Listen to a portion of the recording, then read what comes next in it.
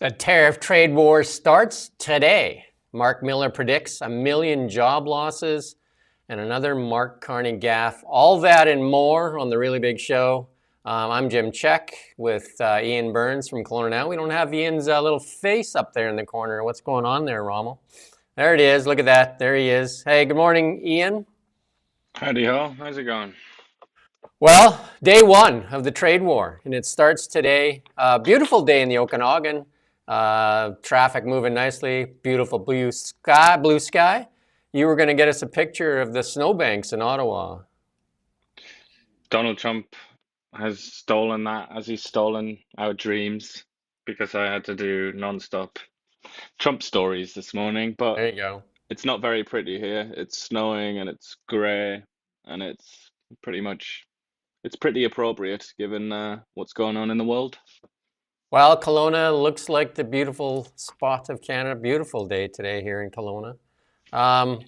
But the big news, obviously, is the tariff war, and the Canadian recession looms this year if tariffs stay in place, economists say.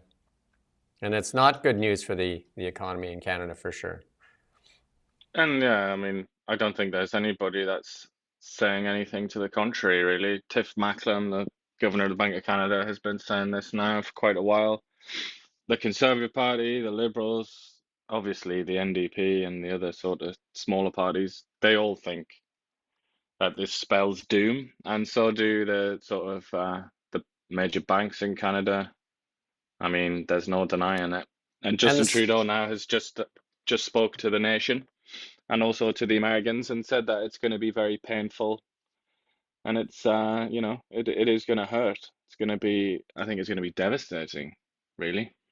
Stock market reacting as well. Stock market down almost a sea of red there, for sure. A sea of red. The only thing up this morning is gold. Dow down, like almost 700 points.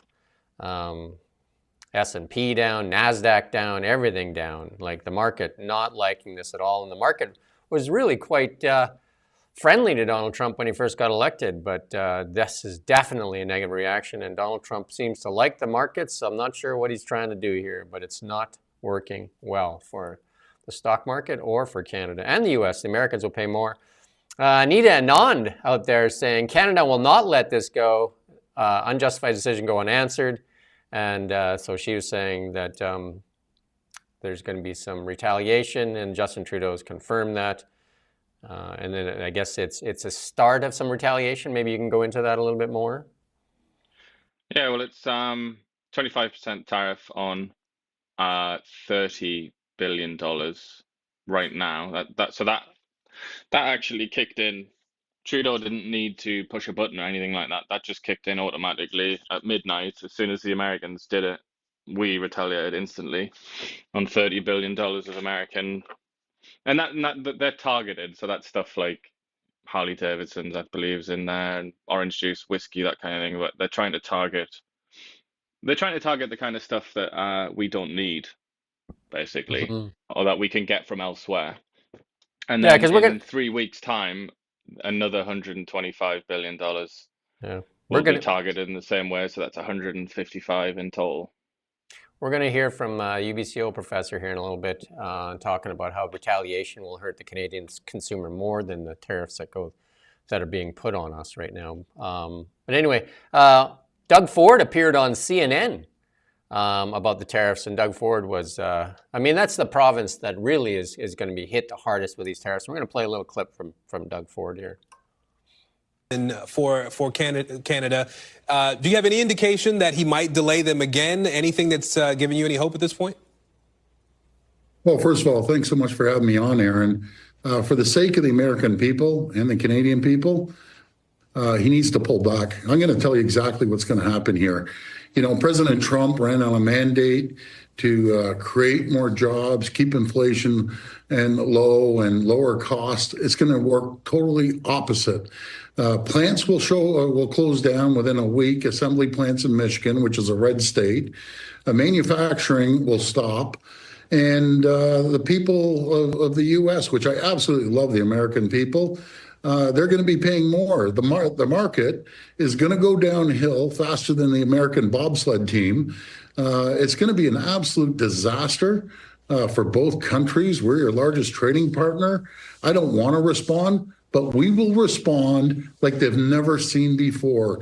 You need our uranium, you need our potash, you need our high-grade nickel. I will stockpile our high-grade nickel at 50% of your military and manufacturing needs. Your aluminum, the steel, the lumber. It will be an absolute disaster. And this is all due to one person, that's President Trump. I have talked to endless governors, Republican governors and Democrats, senators and Congress people.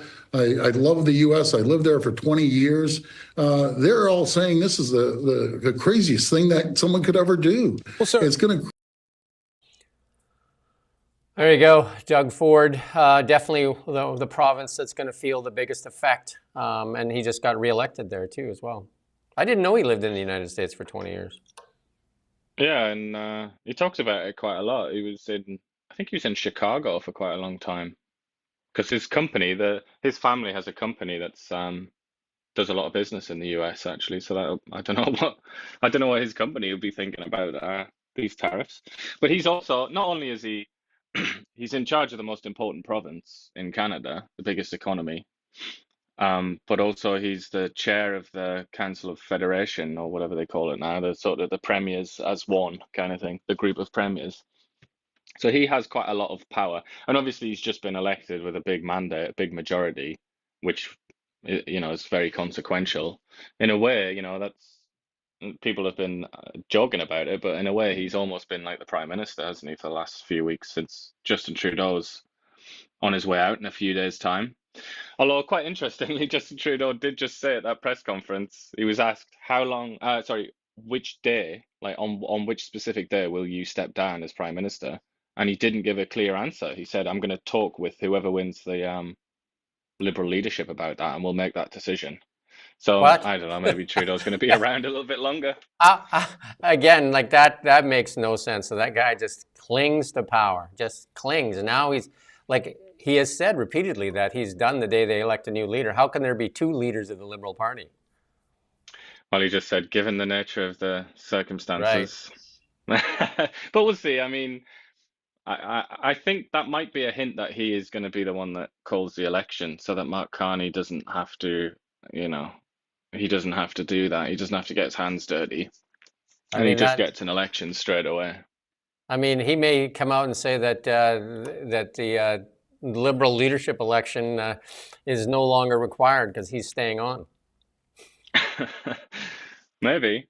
But Doug Ford also, yesterday, not this one, but yesterday he also spoke to the American media and he threatened to turn off the electricity to 1.5 million homes that rely on energy that comes through from Ontario. So I mean, he's coming out all guns blazing, really, Ford. And you can kind of, I mean, there are two schools of thought, really, aren't there? You can just sit there like a turtle and just hope that as you're kicked and punched that you can just ride it out, or you can act more like, I don't know, a rattlesnake, let's say, to keep it related to animals here, and you can just go with like maximum force and just really hurt the person that's trying to attack you. So I don't know. I mean, obviously Ford is of that latter. He's a snake rather than a turtle. But when we play this UBCO economist, he's very much of the turtle persuasion, isn't he? Yeah. Jagmeet Singh, not to be waste a crisis. He speaks up and says that we need to recall Parliament. We should have recalled Parliament a long time ago. Parliament should never have been prorogued. But again, I doubt if there's going to be a recall of Parliament because we're only a few days away from Parliament resuming anyway. 24th of March, isn't it, is when it's due. But yeah. Obviously, once the Liberals have a new leader, then the reason for the prorogation is moot. So they can then, it's basically in their hands then. So they could make some great melodrama about how they're going to recall Parliament sooner than expected because it's such an urgent time and we have to help the Canadian people. It's so ridiculous that it's been prorogued for the Liberal leadership to elect a new leader when it basically looks like a coronation by many. And I mean, I even had a discussion with one of our reporters here yesterday, and he'd say, well, it's obvious that Mark Carney's going to win, then why are we proroguing government? Why not just call it as it is? And let's get on with it. Because, I mean, leaving Canada without a leader, and now Justin Trudeau hinting that he might stay on, that doesn't make any sense to me at all. But Yeah, well, this is obviously a crisis, and pretty much the biggest crisis of the entire period in office for Justin Trudeau, or this phase of Liberal government. So, crises do present opportunities, don't they? That's been understood for thousands of years, and there's many primary sources that suggest well, that that's isn't been understood for a very long time. So Mark let's wait and Carney see if they're going to take Carney advantage of it. isn't Mark Carney running under the presence that he is the man for the crisis, and he's same as Chrystia Freeland said that Justin Trudeau's wasted the last 10 years with identity politics and virtue signaling. So how is he the man to lead us through this crisis? That's for him to explain, I suppose. Maybe that's forthcoming. China also in there, and they said they'll fight to the bitter end. China getting an additional, I think they had 10% on them already, and an additional 10%, raising it to 20.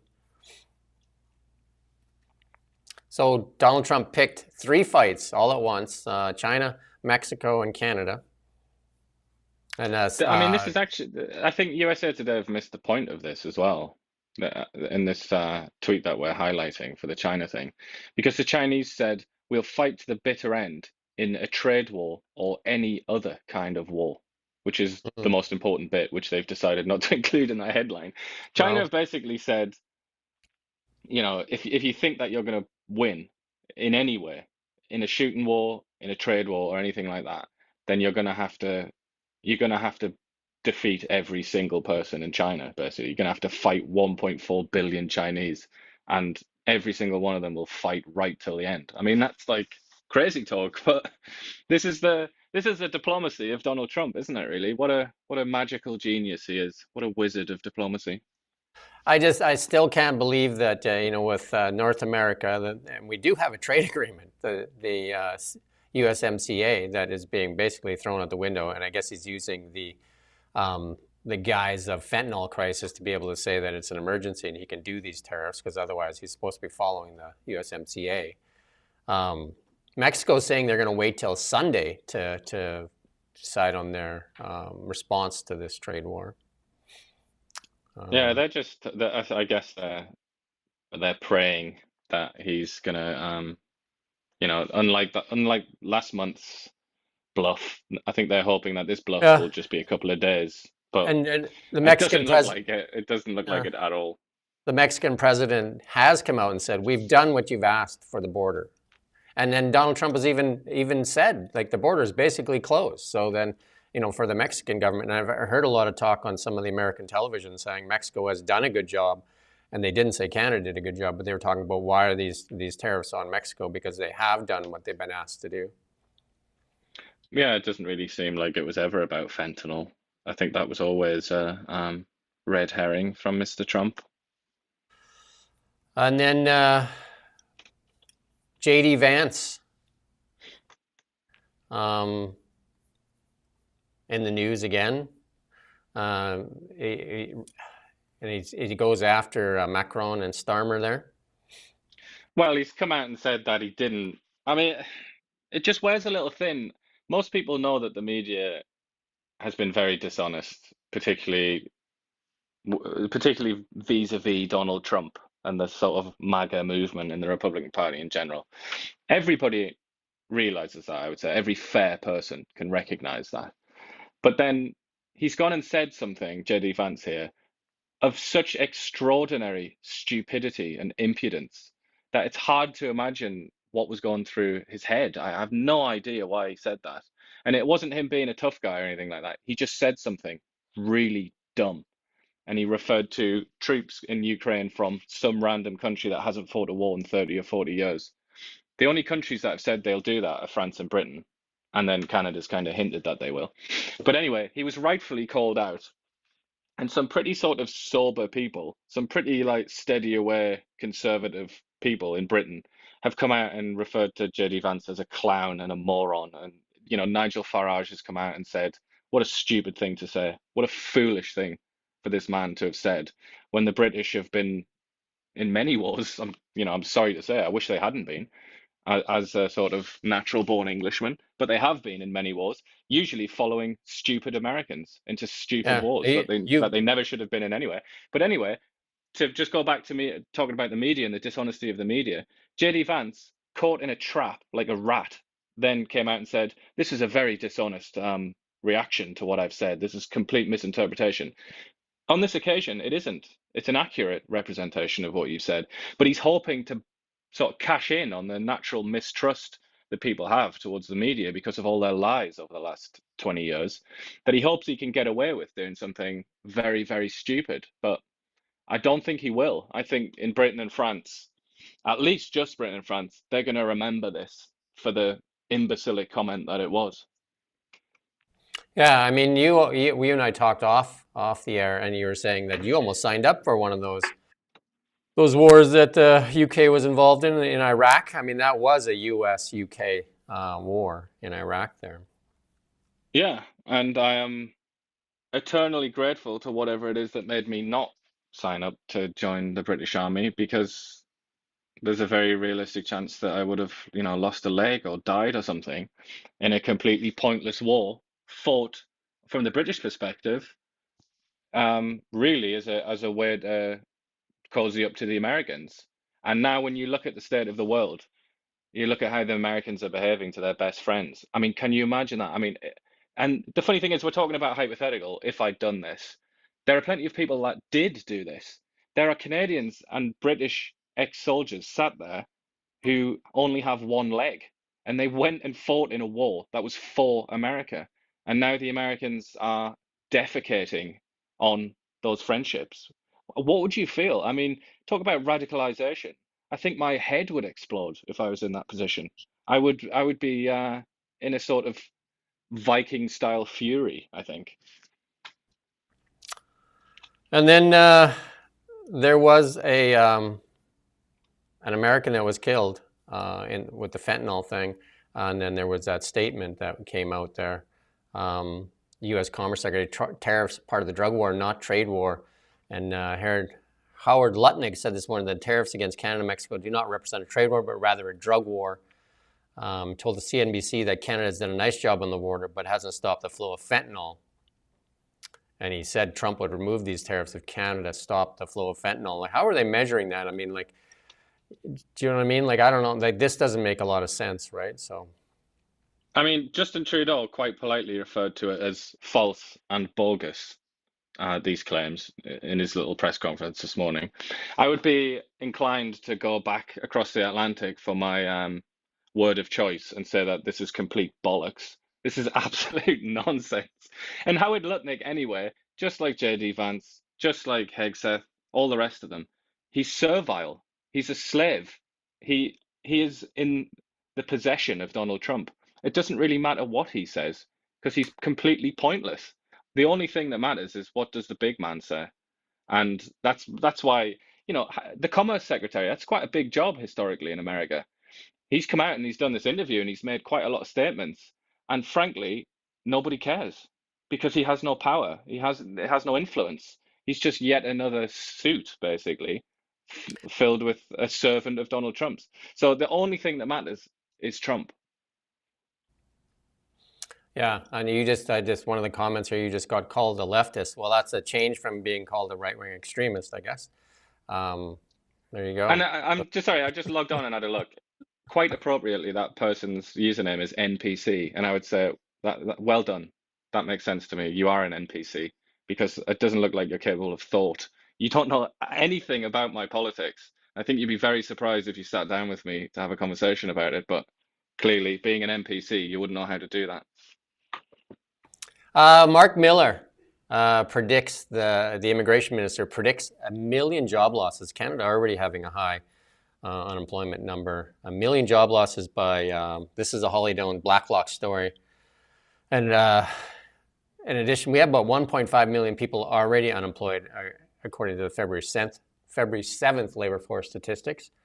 No matter what we do, if tariffs come into place, it's going to be painful for the Canadian economy, Miller told reporters. 1 million jobs is no joke. It's something we have to take seriously.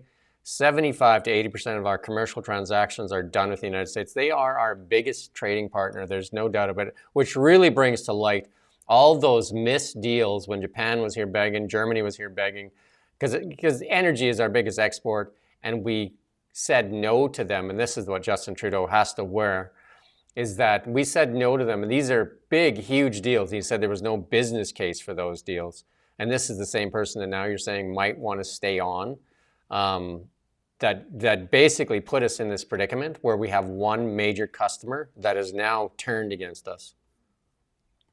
Yeah, I mean, it, it isn't even just the Japanese and Koreans and Germans and whatnot. I mean, that's like a very obvious one, isn't it? That's everybody can remember that, I think, and how stupid that looks in retrospect. But there's lots of pipelines, lots of projects, even like mines for minerals and things like that, which if they haven't been cancelled, then they've been, kicked into the long grass, and it's like decades of consultation and just like they just go nowhere.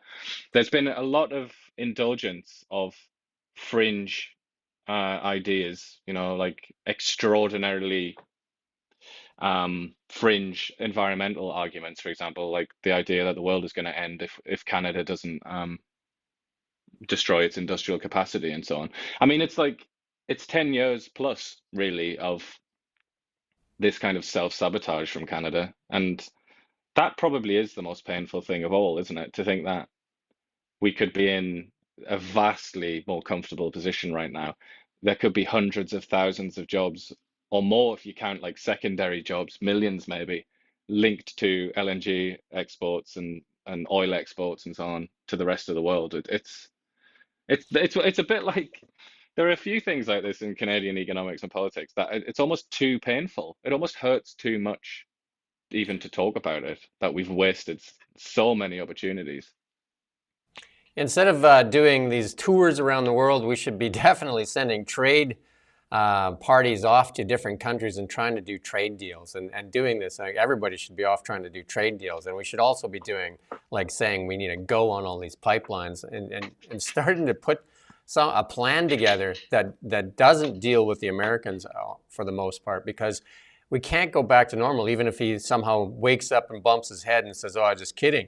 We definitely should never be in this predicament where we have one major partner. Yeah, I know. I mean, something that I think Pierre Poilievre has been quite wise to mention again and again and again is the Bill C-69, the thing that makes it so hard, that the like really heightened environmental regulations, things like that. If Parliament was open, maybe that could have been done away with, but obviously that's been closed. But there hasn't even been a conversation about things like that. You know what? This self-sabotaging environmental regulatory regime, it's going to have to go. If this is the future, we can't afford the luxury of things like C-69. You know what's really puzzling is, where's Canadian media, the national media that gets to ask the questions? We don't get to ask the questions of these privileged. Why is Parliament prorogued? Like, why haven't they recalled Parliament so that we could have, and you've talked about this many times, like even during the war in Britain, Parliament was open so that they could yell at each other and figure out a better solution. And here we have, in my mind, this most selfish party in the world there, that during this economic crisis, we can't even have the people that we elected discuss it. Yeah. Well, perhaps what's even worse is that if the polls are accurate, then rather than be punished for doing this, the Liberal Party has been rewarded with the best news that they've had since Justin Trudeau was elected in 2015 for the first time with that majority. It is absolute paradise, parties all around for the Liberal Party. The Canadian people, again, we have to emphasize, if the polls are accurate, which they might not be, but the Canadian people have rewarded the Liberals with the keys to the castle, basically, in response to them proroguing Parliament and, having a leadership contest I know while that Canada faces the greatest crisis in decades. I know that Mark Carney likes to make fun of Pierre Poilievre, saying that he's a slogan guy, and I think the slogan for the Liberal Party could be over their past 10 years is never let a crisis go to waste. Indeed, yeah. Well, this crisis it certainly has been of enormous benefit to the Liberal Party, and Donald Trump he was asked that question by the Spectator, that the British magazine that interviewed him when he insulted Poilievre and Christy Freeland as well. He was actually asked then about that. So he is aware that his very presence has bolstered the Liberals, but as usual, I would say with Donald Trump, he doesn't really seem to care. I mean, it's possible that he even would like that. He would like the Liberals to be his opponents. The Home Builders Association, we're going to play a clip here, had a comment here.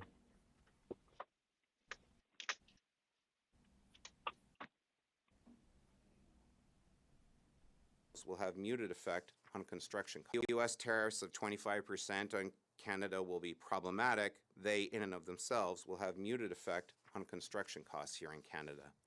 What will affect our market more will be our own counter tariffs and, most importantly, the impact the U.S. tariffs will have on our overall economy, which in turn will affect housing starts. There you go, and that's one of them, and we're going to play another clip later. Here's another a chart here showing what tariff retaliation by Canada and Mexico would cause higher inflation than otherwise in all three countries. And then at the bottom of that graph there, you'll see the U.S. tariffs, what it'll do, and then when we retaliate, what it'll do, and what, and so the retaliation will actually really start to hurt the consumers because the tariffs that he put on products will actually hurt the American consumers. And it may hurt Canadian jobs unless we find other markets. If we retaliate, that has the opposite effect, and that'll start hurting Canadian consumers. And you talked about things like whiskey and orange juice and Harley Davidson. Those will have an immediate impact on those products if you're trying to buy those things. Yeah, but I mean, if they've been smart, I mean, they haven't released the exact details of the things that are going to be tariffed, but they have sketched it out in a certain amount of detail, and it is things like orange juice. I think for people that don't spend much time reading about economics or whatever, or caring about economics, orange juice is a really good example of that's precisely the kind of thing that you should target if you're Canada and you want to hurt the Americans, because orange juice is not unique to America. Many countries around the world produce orange juice. So if you make American orange juice more expensive, 25% more expensive than, I don't know, Mexican orange juice or something like that, then people are obviously going to go for the Mexican one, and that will hurt American orange juice producers, and it won't really have any effect on Canadian consumers. So that's kind of that's the dream. That's the theoretical, perfect sort of product to target. But there are some things where the Americans, even where there are lots of alternatives, the Americans are still the most efficient, and they have market dominance, and they can sell the product cheaper anyway than any of their rivals. And in that situation, then it just adds sort of money to the bill for Canadians in that case. We're going to play this clip here. It's a longer clip here, the interview that we did with the UBCO prof. And you can play that. Dr. Ross Hickey, an associate professor in economics, and just the kind of person you want to talk to if you want to sort fact from fiction here. How worried should we be about threats of 25% tariffs against everything we sell to the United States? I think we should be prepared and concerned. I don't think I would use the word worried.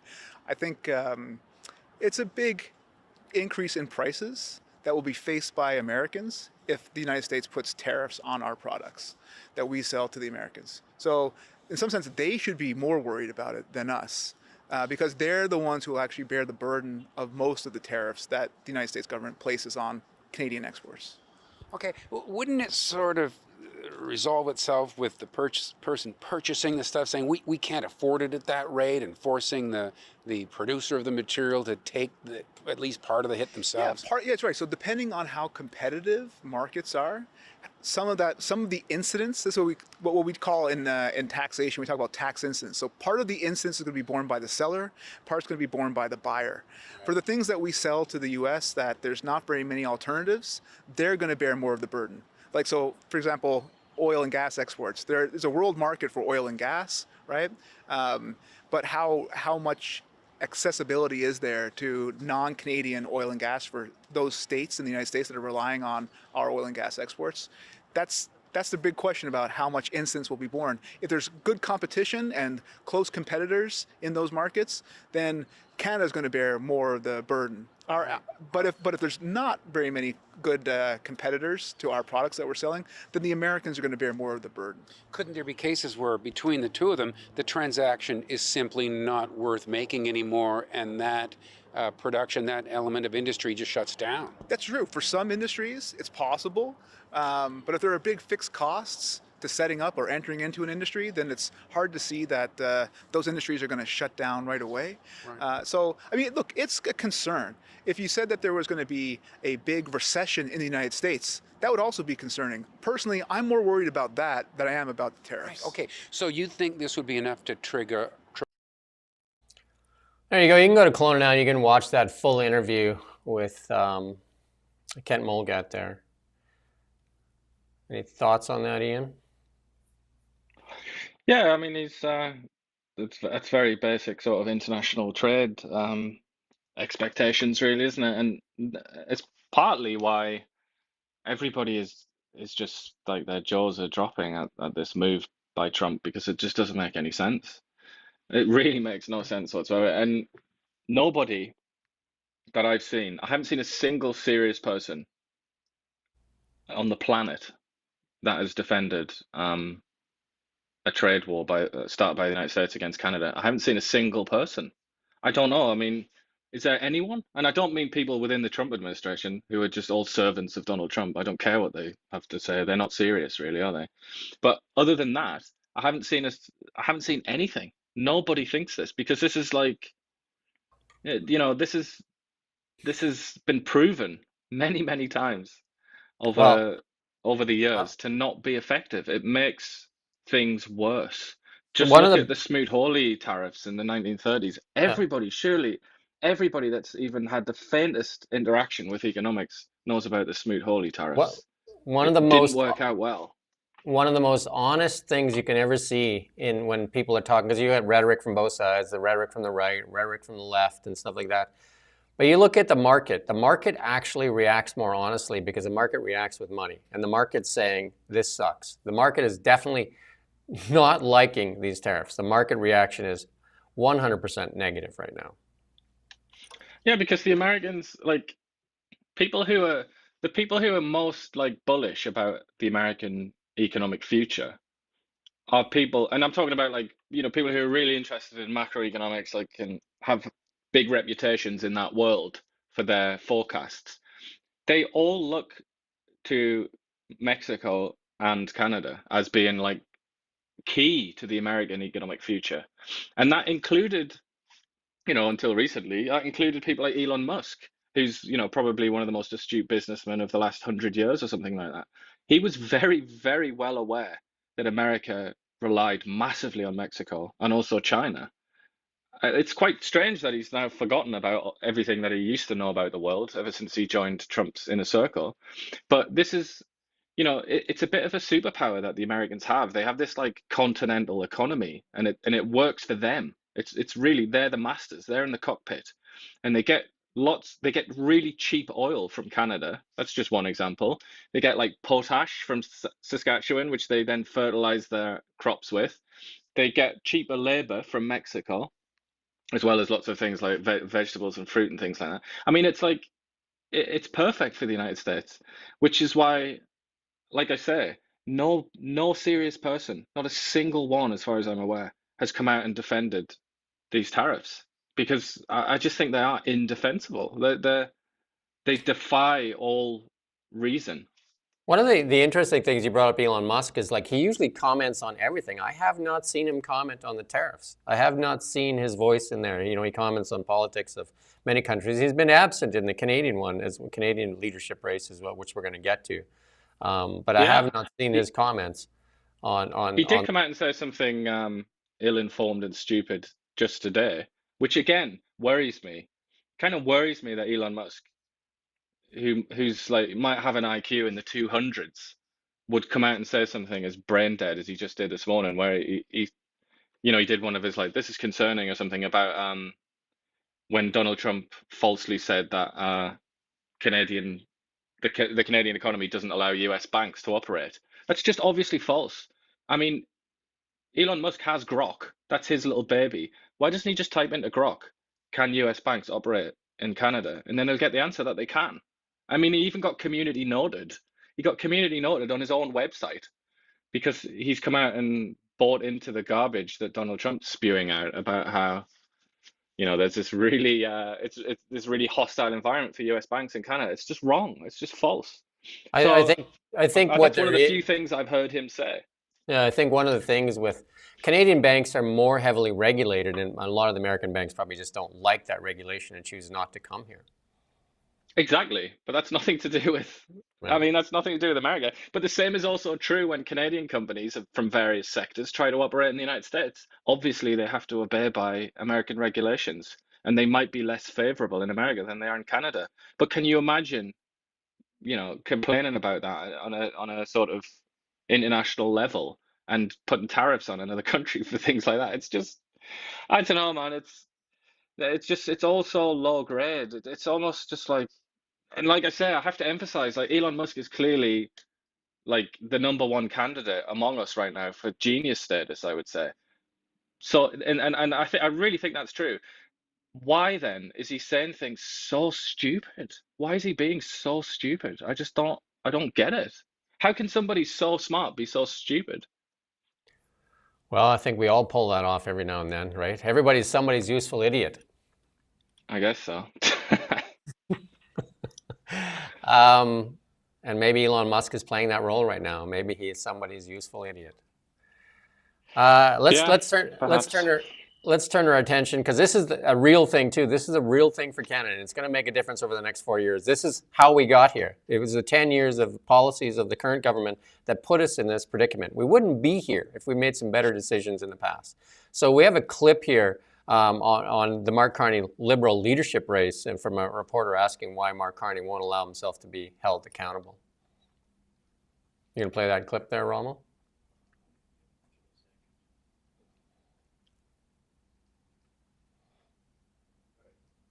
Burning away in technical language, but we didn't quite hear what he had to say specifically on that point. I think kind of the issue is here that Mr. Carney doesn't feel like he owes the public an explanation. He doesn't feel like he owes clarity on things that he doesn't want to talk about. He wants to frame things in a certain way and push forward his campaign. And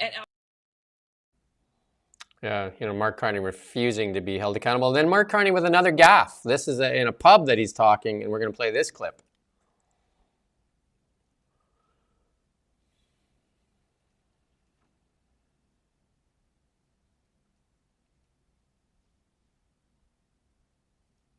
Supplier of semiconductors. We supply almost all their semiconductors. Biggest supplier of fertilizer, biggest supplier of aluminum, biggest supplier of semiconductors. We supply almost all their semiconductors. That whole, everybody in the White House is a tech bro except for Trump. They all need semiconductors. They all come from Canada. Maybe they won't. Maybe one day they won't show up. We'll see.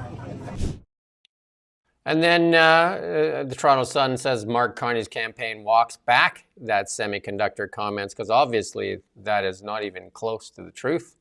And then, I think they were trying to say, I think you and I were talking that, maybe he means all the minerals that have, that are the components that go inside, or the raw materials that go in to semiconductors, which are manufactured mostly in Taiwan, by the way, right? So yeah, I would say in response to that, nice try.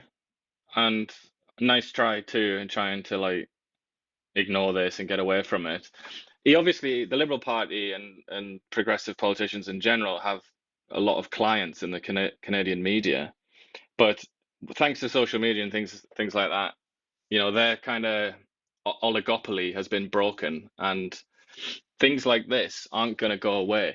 And this is not the first gaffe that he's made that suggests that he doesn't.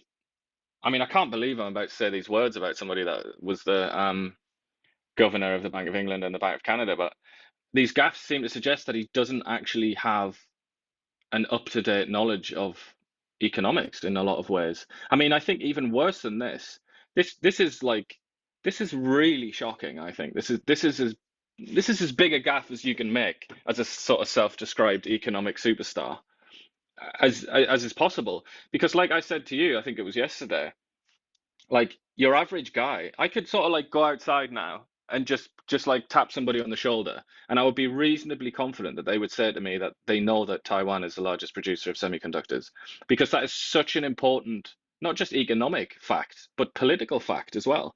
And anybody that's read a newspaper in the last 10 years will know that. So it kind of it left me speechless when I saw that. But I think even worse than that was when he had that conversation with CTV, with a CTV interviewer, and he said about the steel comment, where he's like, you bought any steel lately or something like that, as if to say like it doesn't really matter that the Americans would put a tariff on steel. That's not going to affect Canadians and Canadian prosperity. Things like that. It's kind of, I mean, can you imagine if somebody that was known to not have much economic experience had made these comments? It would be a death sentence for their political careers, wouldn't it? But these comments have been made by like the economics guru, you know, the supposed like superstar central banker. I, I don't know what's going on with him, but it suggests that maybe he hasn't really been plugged in lately, and he's been on a long vacation or something. I have two comments, and one is governors of banks. He was the Bank of Canada governor and also the Bank of England governor, are usually very, very, very careful in their language. Like, they understand how important the language is, like, and every word matters.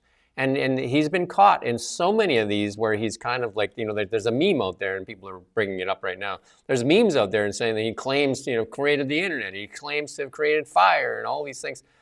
Because this is a huge gaffe. Like semiconductors, we know that even, you know, Canada, the United States, and much of the world is at risk because most of the semiconductors, this is a big world event. Most of the semiconductors are made in Taiwan, which is, you know, at risk with China, because if China takes over Taiwan, then they own most of the semiconductor world.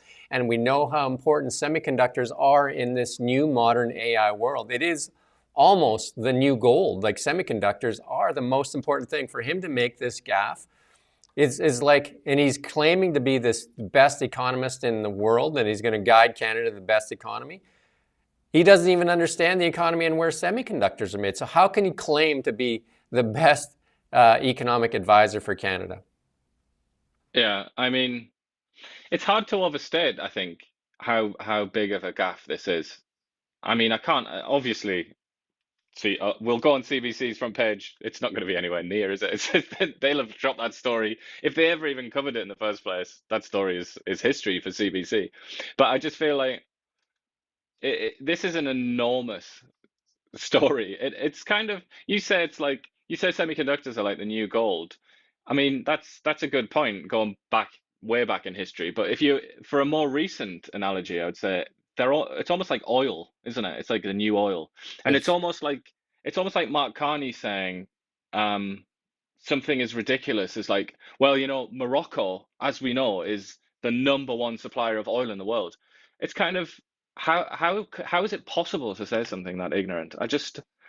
I have to kind of like work it out in my head, because it's one of those instances where I cannot get into the other person's shoes, and I tend to think that I'm quite good at doing that in general, but I can't do it. I can't figure out how he could make a mistake that big, because it wasn't just a little you know, like a verbal typo, was it? It wasn't just a little error, because that happens to everybody, and that's fine. He kept saying, didn't he? He kept saying it again and again and again. He really emphasized the point. So Yes. it seems like that was really in his head. Like, he really thought that in his mind. And that is yeah, I just It goes back to I don't really playing. know what to make of that. But that's It our really, next prime minister. It's terrifying. it goes back to what we were saying yesterday with Chrystia Freeland. They play to the crowd and they say what they think people want to hear so they can get the applause. They chase applause, even though if it's meaningless. And this is what this is. And one other point that I was going to make, the second point I wanted to make. Do you remember Pierre Poilievre's speech there on Canada being one of the most unique nations having 4 coastlines? And and the media ripped him apart and saying, where are the 4 coastlines? And he is kind of right on that, because there is 4 coastlines, because obviously the Pacific, the Atlantic, and the Arctic, and then the Great Lakes are one of the biggest shipping lanes that we have into the United States. And he got ripped for that, being saying how stupid he is and how can he say that there's 4 coastlines when there's only 3. And here this is like a major gaffe, and like you said, I doubt if you're going to find it anywhere near a CBC headline that talks about how serious this is for somebody claiming to be one of the #1 economists in Canada. Yeah, as far as I'm aware, I mean, I just Googled it there while you were chatting. I just did, Mark Carney Semiconductors, and it's all the usual suspects that covering it. Toronto Sun, which is, Yeah.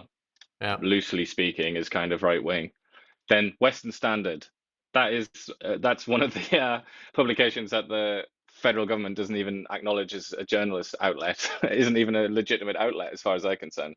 Like you look around, this is not being covered by CTV it's not being given the kind of prominence that it deserves by CTV, Global, CBC, and all the rest of it, because tragically, just to cut to the chase, they are covering for Mark Carney.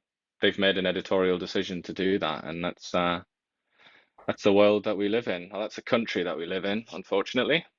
And if you go on the internet, you'll see that this is all over the place, because it's such a glaring error. And like you said, it's not really covered by the media outlets. And he doesn't give access, to be fair, to the media outlets too. He doesn't give a lot of access to the media outlets to even ask the questions, right? Like, they're really keeping him away from Canadian media for asking questions. Even that the other day when they did ask about the blatant lie on Brookfield Asset Management, he kind of just went with this long answer that really wasn't an answer. Mm-hmm.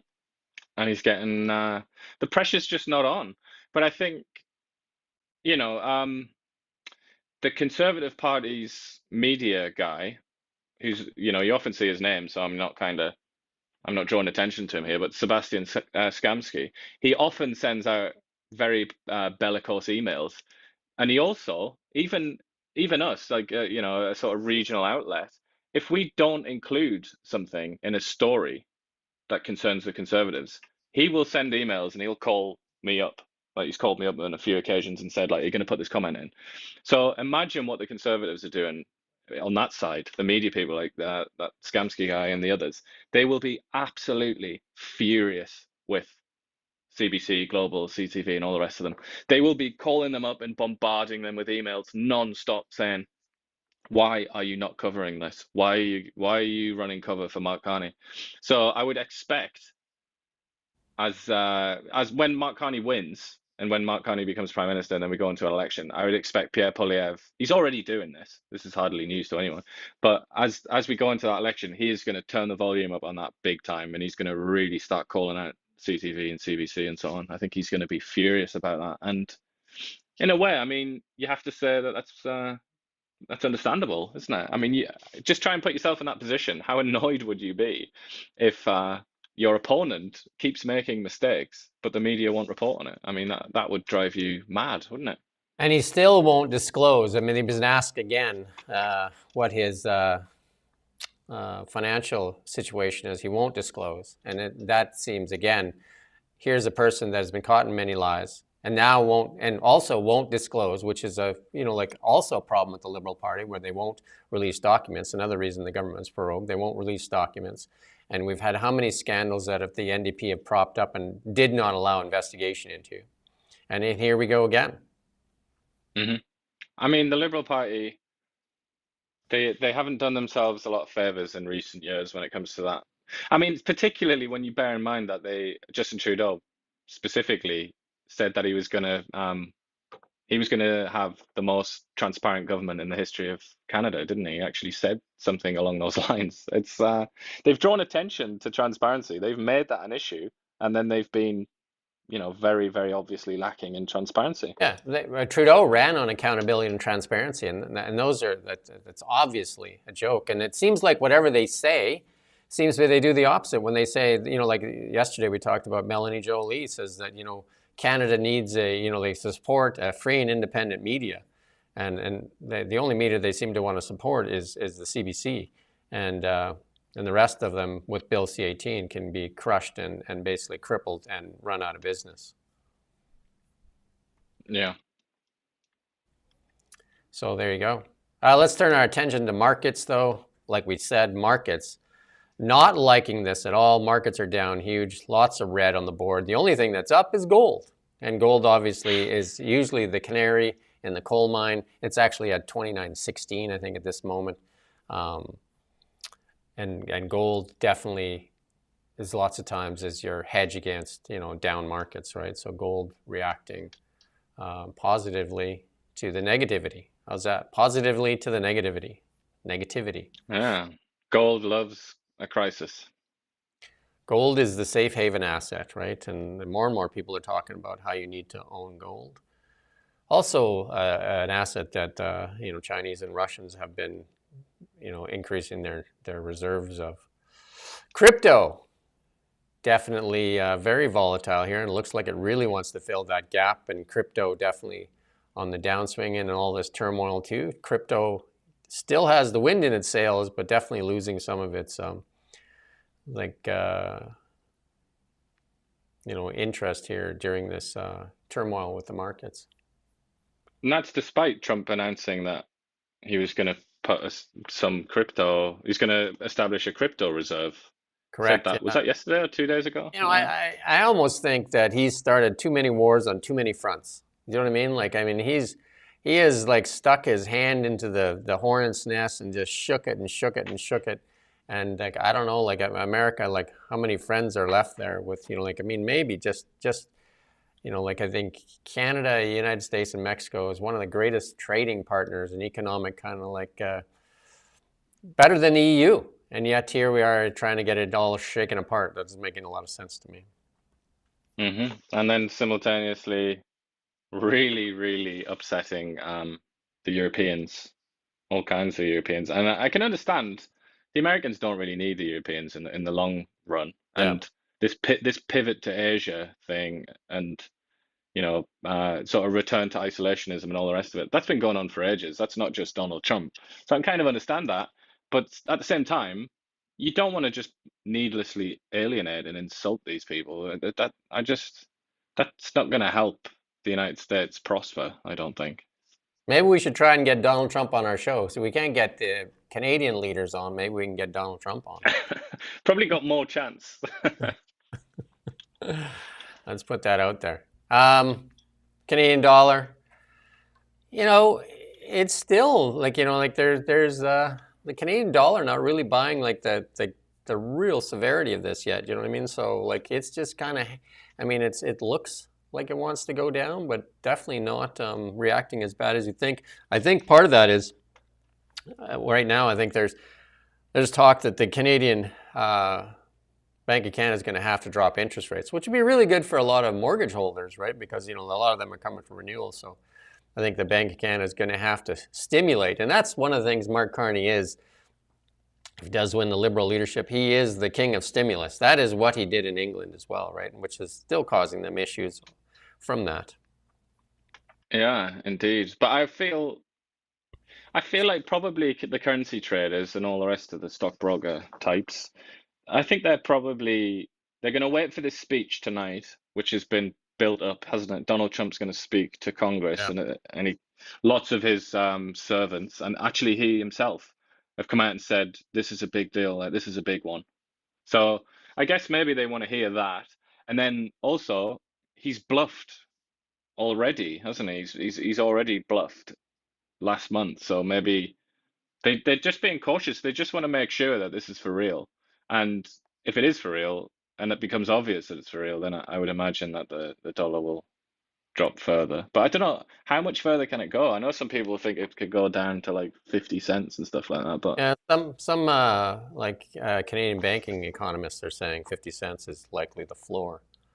So that would just be so terrible. That would be like that depression, wouldn't it? that will lead to inflation. You know what I mean? Like especially if you're buying American goods, right? Because our dollar's already a lot of people will argue that the dollar's already manipulated lower so that we can have this trade advantage, and that's part of the argument that doesn't seem to be coming up. But a lot of people have argued that our dollar is artificially, just like the Chinese do, they artificially push down their dollar so that they can have this trade imbalance, right, to their favor, and that's been part of this issue, I think. In the AI tech segment, AI uncovers an ancient city beneath Dubai's desert. No shovels, no digging, just AI and radar. And researchers found a 5,000-year-old buried civilization in the Dubai desert, complete with settlements, roads, and trade networks. Look at that, eh? AI can bring us many solutions. Maybe AI, somebody should ask AI if they can propose a solution that would have Donald Trump wake up and realize that Canada is its friend and best partner, and start treating us not like the jilted girlfriend, but more like the friend that we've always been. I don't know. Maybe he is being reasonably conciliatory and friendly to Russia, which is I'm very disappointed in that. Like that's almost one of the things I'm most disappointed about, because he was falsely accused for so long of being like a Russian agent and all sorts of bollocks like that, wasn't he? For so long, the Russia hoax, as he said, when there was no real evidence. And also his first presidency, he was actually rather tough. He was on the tough side when it came to the US attitude to Russia. But now he's like, all the fantasies of his enemies have come true. He's been so friendly to Russia. So maybe what we need to do is get 5,000 nuclear warheads and invade someone, and then maybe Trump will come in and be nice to us. Apple's serious problem. I don't know if you've used the, supposedly when Apple, the iPhone 16 came out, it was supposed to be this huge Apple intelligence coming out. And I would say, like, I've used it, I have the 16, and it's kind of like Google's Gemini, not so smart. And they're saying that they have some huge roadblocks with their AI, and they say they probably won't get any upgrades till at least 2027. So Siri still not so good, right? Could be a game changer, couldn't it? If Apple and Google end up, left behind, that could really hurt them. Yeah, like those two are definitely having a real tough time. I played with Grok the other day, yesterday actually, and you can try it. Maybe you and I'll talk about it after. Grok has now I think 10 or 11 voices, and there's one in there that says unhinged rant, and that one is hilarious. If you click that one and then ask it about certain people, it goes on this unhinged rant, and it's quite. We couldn't play it on here because it definitely has many swear words, and I tried it with Justin Trudeau, and it was pretty accurate in what it said, but it was definitely unhinged, right? So you can try it. Grok is a free app. You can download it. There's a sexy one in there too. Like if you need somebody, those 1-900 lines that people used to dial up, you don't need that anymore. You just use Grok, and you can talk to the sexy Grok, and there's not a doctor on there and not a psychologist. You got all kinds of stuff on there. There's a whole bunch of different voices and AI agents on there that you can have a chat with. I mean, it's just one of many things that are being replaced. But they don't have a union, do they? Those women on the other end of the line. In our EV world, we just have this one item that the left in the United States not liking Elon Musk and lit a Tesla supercharging station on fire. This is in Littletown, and lit them all on fire. That's pretty dumb, isn't it? Yeah, there's a lot of there was occupation of a Tesla dealership and all kinds of crazy stuff, right? They put a swastika on one, didn't they? I think that was the Berlin one. I've heard Risky here's, business in Germany. here's the weirdest one, because they loved Elon Musk when he was like, because he does has amazing work in the EV world, like nobody even comes close, and now he's their enemy. And the one that I heard the other day, which is totally surprising for me, and these people I know very well, on the left side, are all for taking everybody's guns away, and when Justin Trudeau was doing all these things, have recently went out and got their firearm acquisition certificate, and now are getting guns because they believe that the Americans are going to invade us, and they want to be prepared for the invasion when the invasion happens. That's funny because Kelowna Council they just said that they're going to make it really hard for you to buy bear spray, and you're going to have to put your name down on a register to acquire bear spray. So, yeah, bit different. The world is upside down, truly upside down. It is, and I mean, it is the Trump effect, isn't it? Nothing is boring when he's at the wheel. I will say that for him. So we're trying to keep this show to an hour. It's an hour-long show that we try to do every morning. We're just about near that. I mean, I guess we're at an hour. But we've got a couple of memes left for you here. And here's our friends at the Babylon Bee. And this is so true with all these people on these health trends, right? Instead of buying that glossy bag of potato chips, go for the matte bag with the picture of the farmhouse on it. Same insides, but hey. I mean, there's so many examples of that, aren't there? Hey.